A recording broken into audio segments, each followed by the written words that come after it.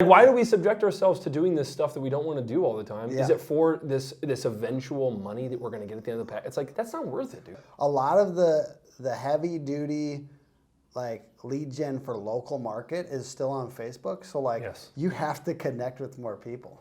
If you don't pair this content creation thing with connecting with a fuck ton of people, it's worthless. 80% of people don't trust roofers. Therefore, don't do what the industry does and you'll probably be successful. Do something. Stop thinking about it and do it. Stop overthinking and watching YouTube videos and do what you know you need to do. This is the Hook Better Leads podcast, put on by hookagency.com. And today I have Ben Morrow, or Benjamin Tiger, as many of you know him from social media. He's got the tiger on his arm, apparently. I didn't know that. New tattoo. Yeah, I got the hook, so you know it's good. We had people mad at us on LinkedIn because I let all of 4 of our employees get tattoos. Who's mad on LinkedIn? This is, LinkedIn people. LinkedIn people. You ever been on LinkedIn? Dude, they suck. It does kind of suck. They suck. I'm not a big LinkedIn guy. Yeah. They're just like, it's entitlement. But nonetheless, let's continue. So we're talking about Ferocious. Congratulations on your work anniversary. Yeah, exactly. Thank you. It's a LinkedIn message you get once a year from everybody in your network. 50 people, exactly. Oh, it's like, you really care. By the way, can you buy this from me? Yeah. That's the whole thing. It's just constant spam. So, branding, and the fact that you guys do it really, really well. You guys have the shirts that have tiger stripes on them. You got the trucks. Yeah. They got tiger stripes on them. It takes up a lot of people's mental, like it like sticks out in your area, Peoria, right? Yes. Talk to me about the original idea behind all of this and like the last couple of years and how that's helped accelerate what you're doing. 80% of people don't trust roofers. Therefore, don't do what the industry does and you'll probably be successful. So what that means is basically everybody does white trucks with their logo. I want to be extremely aggressive and out loud on my trucks. Not many people do social media content. We do a ton of social media content. Not many people invest into SEO. We invest into SEO. Not many people create t-shirts all the time. I'm creating t-shirts once a month probably, making sure that people have my gear. I want to do that. People are oftentimes not following up with customer base. We are constantly following up, right? It's basically being the anti-roofer's roofer. Mm-hmm. Yeah. Because the actual, we talk to a lot of high-performing roofers on this podcast, but the average roofer is like doing very, very little marketing and getting away with it because they don't care how fast they grow. They want to live off of referrals. They like the easy sale. Yep. And ultimately, to do a lot on Google or to do a lot of this marketing stuff, you probably actually have to be better at sales. Yes. Because people do come in with less information sometimes. Correct. Especially from the internet. Like they just Google something, they find you, they have to figure out, you have to figure out more about you. You know what I mean? They can just only see what was on the website. I bet you those companies have been around for longer, so they're living off of their name that's been established for more than 1 year. Yeah. If you're a new roofer who just entered the space in the last 3 years, you got to fight to be relevant. My main competitor has been in business for 20 years, and it's huge. So if I want to even survive, let alone build profit and build a profitable business, I have to go hard in the paint. I can't just expect people will just come to me just because. My competitor has been doing this for 20 years. So going hard in the paint, it's also fun. Yeah, dude. I would say like it looks like you're having a ton of fun on the internet. We are. I am. And talk to me about how that affects your ability to get better people. Yeah, we were talking about this earlier, how I think a lot of people see branding from the sales perspective and how to build more sales for like homeowners. It's actually recruiting talent for our company. So if we're getting people to look at our content and say, I want to work for this guy. But then also our subcontractors who do our roofing, those guys have approached me, came to my office, hey, I've seen your stuff on the internet, I want to come work for you. I've seen your Google reviews, you must treat people with respect. And then from the homeowner perspective, obviously getting more clients. No one reads reviews on the internet. No, not important.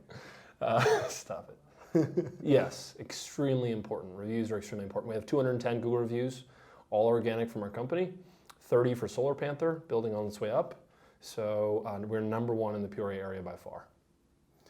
I love that. And as you're attracting people, I know we just touched base on this on the live, but just talk to me about where are you looking? Like, what? It sounds like you're pulling from outside of the industry. How do you get those people? How do you what kinds of platforms do you use? What kinds of like methods do you use on the intake?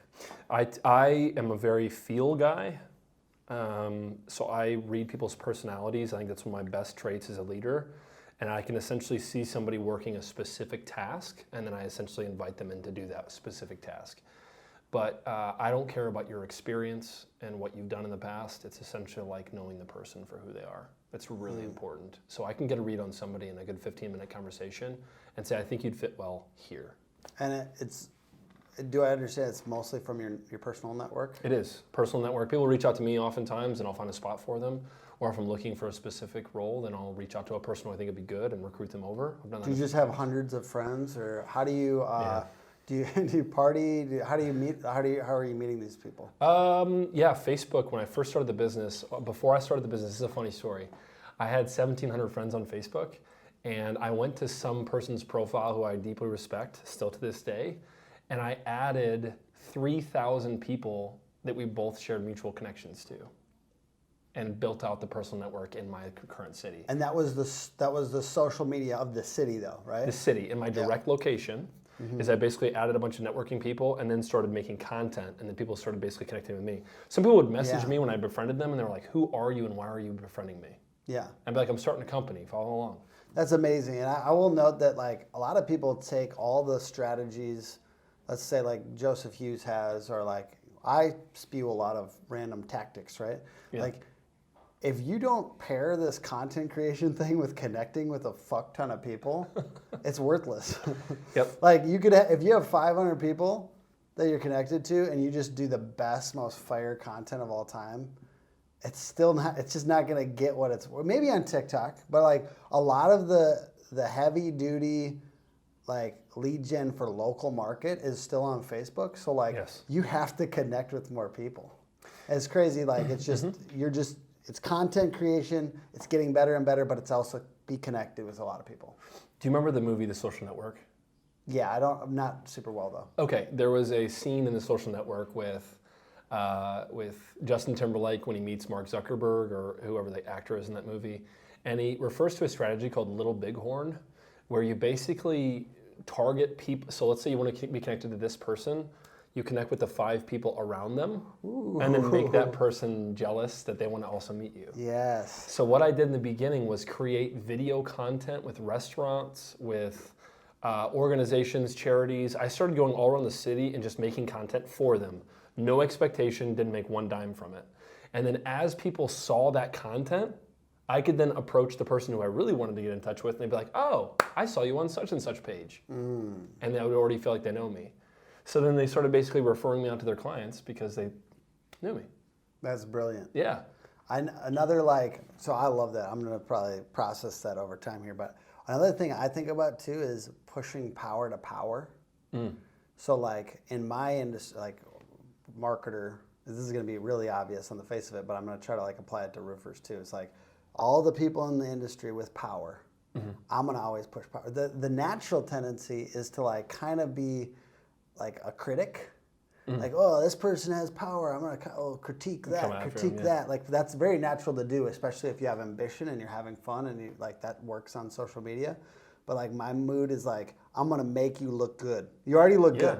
You know, like let's be real. Dimitri, like John Cenac, Chuck Toki, all these different people. I go to them, I make them look as good as possible, and I'm gonna push power to power. And you can do that in your city. Like you can do that with officials. It's true. You can do that That's very true. with anyone that's super well connected. Realtors end up being really well connected. Yes. But are you doing any of that where you're finding people that already have like a crazy network? Yeah. Yeah.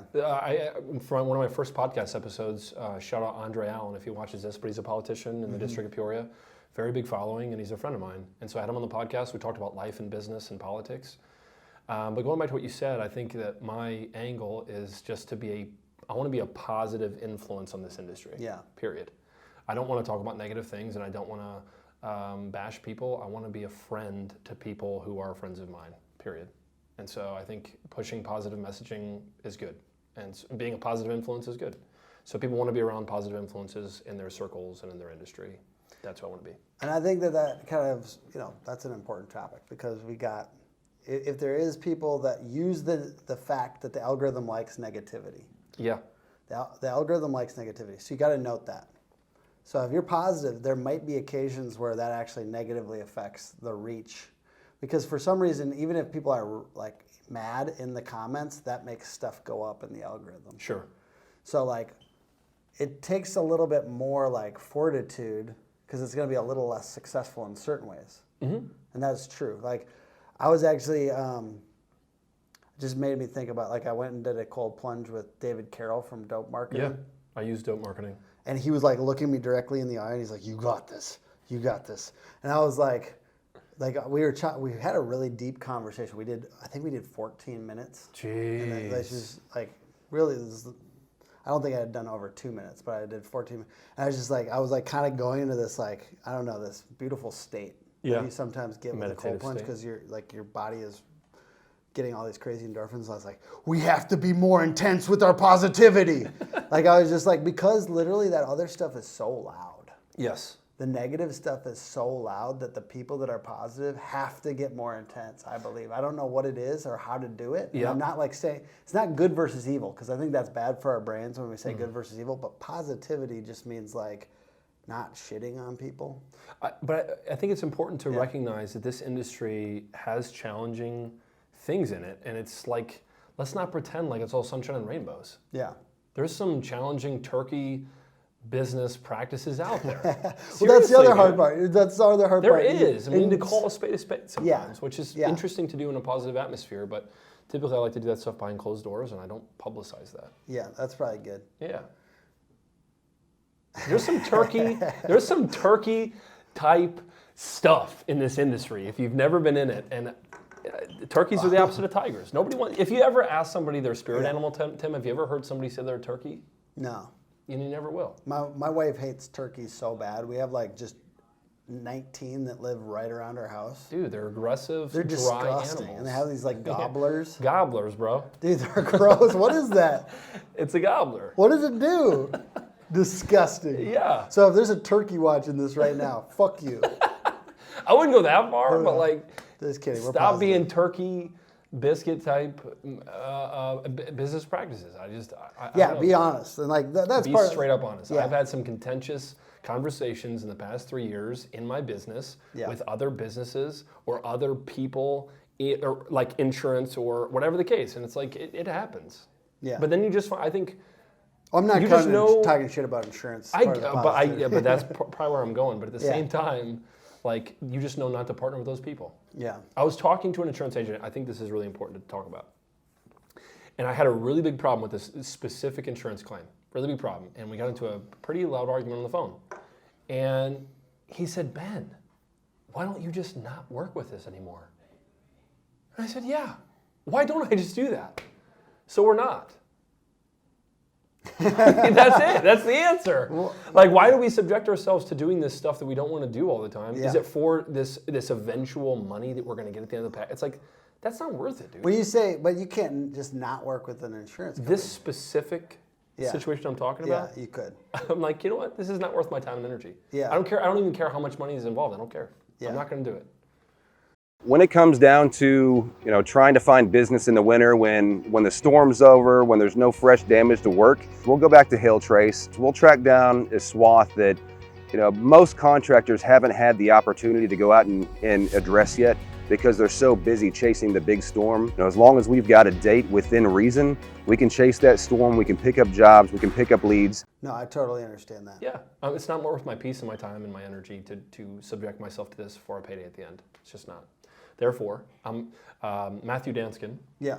Shout out. I shout him out like every single piece of content I do. Yeah. He just, the insurance agent strategy is just so smart. It's brilliant. But inside that insurance agent strategy he's talking about, I'm going to start aligning myself. One of our big goals in the next 365 is to align ourselves with insurance companies who actually do things right. Yeah. Not the ones that are turkeys. Boom. He's going to name names in a second if you guys I'm not going to do that. But if you guys don't, you can probably start paying the claims. Just kidding. He's not going to watch this, but Yeah, you no. guys can guess what insurance company I'm talking about. You can I guess already it. know. Yeah, you already do. So, I love it. I love it. So, one of the things are really loud about what you guys do, because here's the deal. Like, I also believe if you're going to be loud with your marketing, you have to be loud with your sales. Like, you have to have a solid sales process that reaps the crops that you've grown with marketing. Agreed. And it can't be one or the other. You can't be so lopsided on marketing. Agreed. But what I see you doing, it seems like you're probably doing both. If you're at 6, there's a speed bump that you just passed. Yeah. I think that 5 mark sometimes slows people down. They get stuck. That's a sticking point. And to keep in mind, we're not at 6 this year yet, but I think He's going to be at 6. to be at They 6 already this know year. he's going to be at 6. I think so. It's done. I think They're at so. 6. I'm gonna prophesy that. But yeah, there has to be a sales mentality of closing deals when you get invited into the table to sit with the customer. And how do you stoke that to honor what you're doing with marketing? You mean for our sales team? Yes. How do you create? What are you doing to increase closing rate and to increase like follow up and things like that? Leading from the front. So I'm now working with my sales guys. I'm actually actively selling when I'm in town, and so I lead from the front. Find new strategies that work, and then tell them to my team, and continue to follow up on that process. Continue to train, and just get better. It's a never-ending process to get better at sales. What would you say? What motivates you around that? Like, I think sometimes, like, as a marketing, like, I was a marketing manager at my last company, and so I kind of take that approach in my leadership. Like, I know marketing is easy for me, at least, like, being pretty good at it. You're okay. Yeah, thank you. But I always have this fights with sales. You know what I mean? Like, because sales says these leads aren't good. Leads aren't good, yeah. And then marketing says, like, we have more leads, and technically, like, you should have. I like criteria around what's a qualified lead, and like so there should be clear cut. Like, you should be closing more though. Yes. You know what I mean? And that back and forth. Do you feel like because you're a marketing founder, somebody who's like good at this naturally, that like you're like, no, that you should be closing some of this? Like, do you feel that tension? I do feel that tension. And my best friend is the VP of sales for Roof Tiger. He's exceptionally good at what he does. But there's been times in the past where I'm like, dude, I asked him this question. We talk every day, but I asked this question to him. If I would have been there, do you think I would have closed it? I'll challenge him with that, and he'll come back to me. That's a good question. Seriously. Yeah. And he'll come back to me sometimes. He'll say to me, if you were there, you wouldn't have closed this deal. And I'm like, he's confident. But then sometimes he'll call me and said, if you were there, you might have pushed this one over the finish line. So it's a really good litmus test, because I was in the bathroom industry before the roofing industry. Bathroom industry is a one-day closer mentality. It is, if you walk out the door, you're not closing the deal. So you're pressing the person to close that same day, which gives a different skill set that you have to earn and learn. And I would always, when I wouldn't close a deal, when I walked out that door and didn't close it, I would ask myself, would the number one guy at the company have closed this deal? And if I could confidently say he probably would have, I'd have been like, dang it, I have a lot more to learn. So in my last year there, I was number 2 in the country at from the national level of the company, and that taught me a lot about how to close deals at the kitchen table. This is a dangerous man, folks. Dangerous. Dangerous man. Think about that. Think about that. You're very good at marketing. Yeah. You're very good at sales. And this is why I think you're not going to get stuck at 6. Okay. Like, I think about the leadership thing. Like, so much of the same skills are required. Yeah. Marketing, sales, and then, like, we were talking about good energy on the last, like, winning energy. So let's transition just a little bit into leadership stuff. So how are your skills now in sales and marketing affecting your ability to lead well? Like, what are you using from that backstory? I think creating, selling my own people on the vision is really important. I'm sure you have 27 employees now. Oh, yeah. So selling a consistent vision for every employee to make sure they're buying into your vision is extremely important. Isn't that weird? Just sales goes to everything. It does. It's the number one skill you should have as a business owner. Yeah. And selling the vision too. And like, somebody could call that manipulation. There's a fine line, I suppose. What's the difference between selling the vision and manipulation? I think if you're just straight up lying, It's probably part of it. But it really. But sometimes, like when you're still trying to convince you're selling yourself. a vision that has not even come to existence. You're selling. Yeah, in the beginning, you dude, you didn't know it was really going to do it. Like I wrapped 2 trucks before I had 1 sale. No one knows for sure that what they're describing is going to happen. It's accurate, yeah. Like especially like somebody who might be watching this could be at 1.5 million, and they're selling a vision to their 3rd, 4th, 5th employee or whatever, and they're still trying to make sure that they're headed in that direction. You know what I mean? Like that's why it gets easier, because you start to have track record. Yes. And track record says, look where we were at 2 years ago, and look how much progress we've made. Exactly. If you're not using Company Cam, you're in the old ways. If you are taking pictures, you're going through extra steps of having to download them on a computer, having to email them out to people, show somebody, print them out, whatever it is. Company Cam has everything you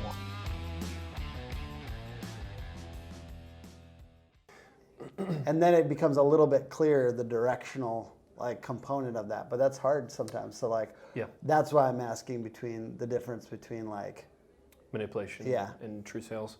Jordan Peterson said this in a podcast last week, which I kind of claw into. I love a lot of just personal development stuff, but he said in the beginning, when you don't have experience, you're going to look like a fool. Therefore, you have to be a fool in order to willing to be successful. You have to be willing to be foolish.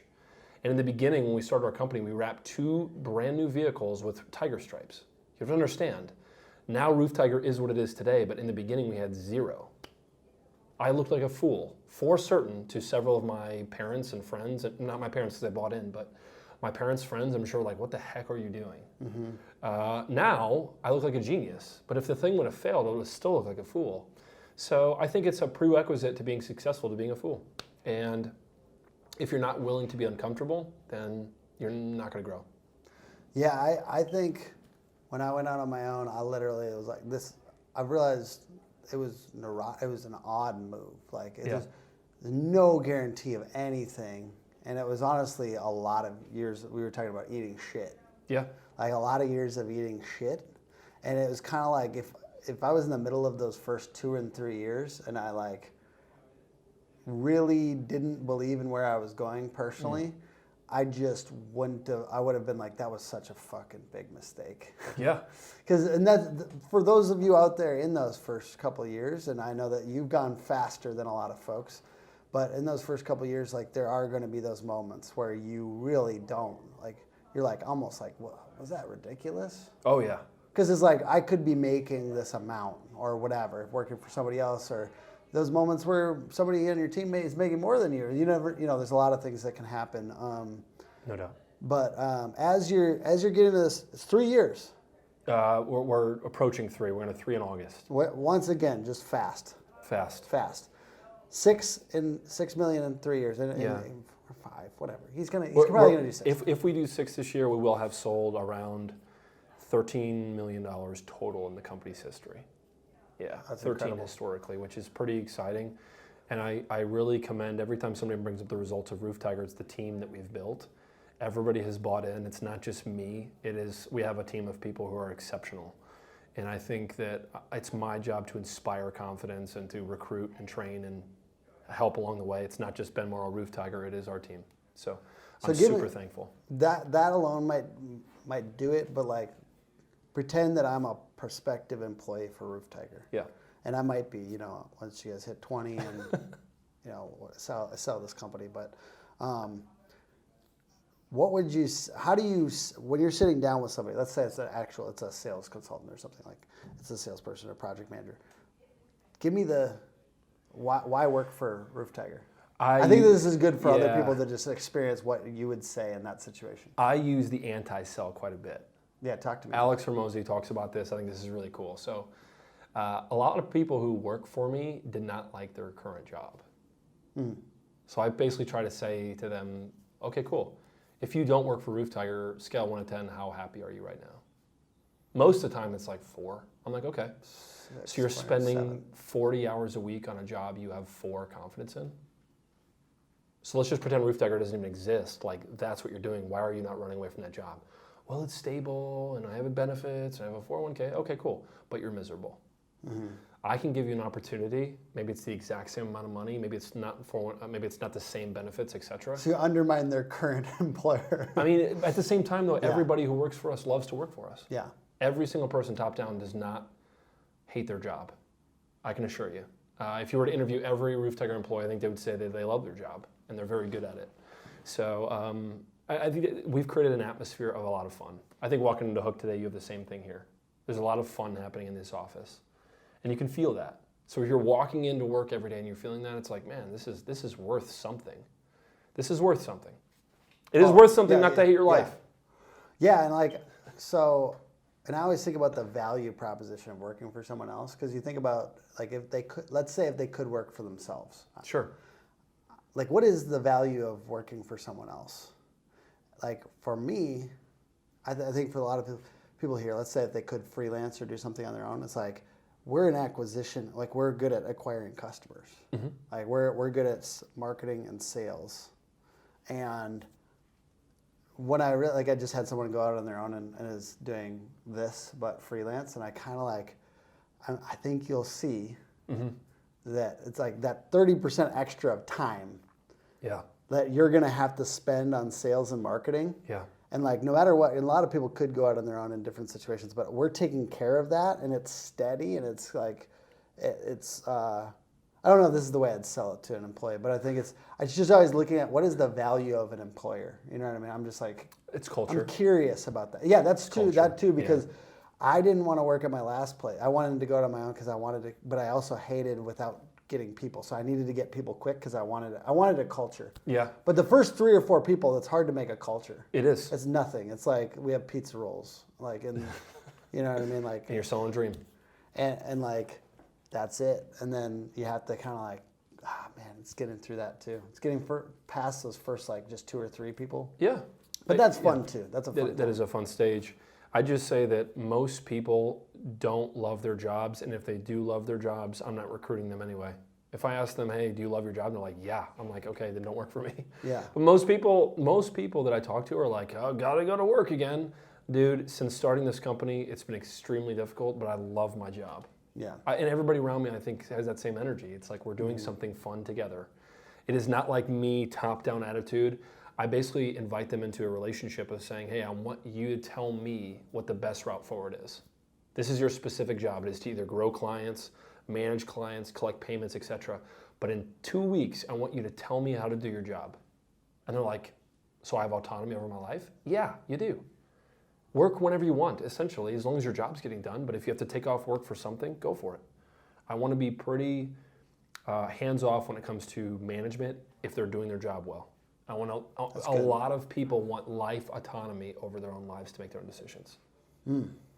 And that's essentially the reason I went out on my own, is because I wanted that. So like, you don't have to go out on your own if you have a place that you can work. You got it. Yeah. You got it. And a lot of people don't have the mentality to open their own business. Let's be honest. This is extremely difficult.